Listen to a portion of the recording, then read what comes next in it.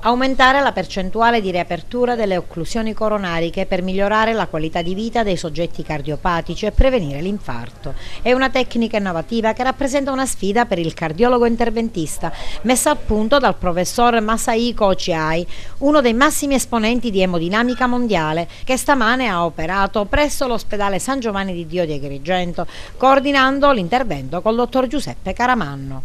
La tecnica che ha messo a punto il professor Ochiai è una tecnica diciamo molto complessa, che però dopo un training abbastanza lungo, intorno a 3-4 anni, si riesce ad aumentare la percentuale di successo nel riaprire queste arterie. Infatti i soggetti che hanno un'arteria coronaria chiusa normalmente a riposo non hanno nessun sintomo, però durante lo sforzo possono accusare angina. E nel caso in cui è chiusa l'arteria principale del cuore, cioè la discendente anteriore, sicuramente questo intervento, diciamo per via percutanea, evita l'operazione di bypass aortocoronario che è chirurgica, con tutte le conseguenze ovviamente del caso.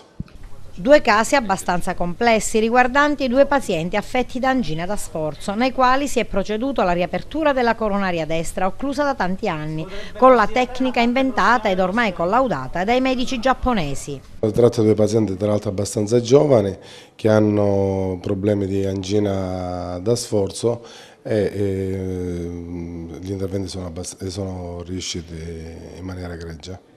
Un evento che sottolinea le figure professionali di alto profilo presenti all'interno del reparto di emodinamica e cardiologia del San Giovanni di Dio di Agrigento.